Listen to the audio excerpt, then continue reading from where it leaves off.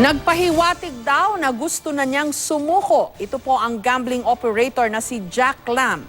Ayon kay PNP Chief Ronald Bato de la Rosa, ipinasabi raw ni Lam na babalik na siya sa Pilipinas pero hindi idinitalye kung kailan. Ipinaalam na raw ito ng PNP Chief kay Pangulong Duterte na noong isang linggo'y naglabas ng arrest order laban sa negosyante.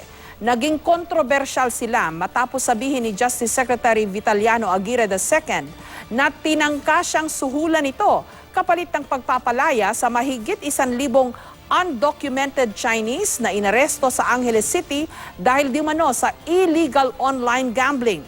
Pero itinanggi ng kampo ni Lam ang paratang. Sir, saan po Ayusin niya yung, renegotiate nila yung kanilang kontrata with Pagcor. Magbayad siya what is dapat bayaran. Ayusin niya at huwag niyang isahan ang Pilipinas.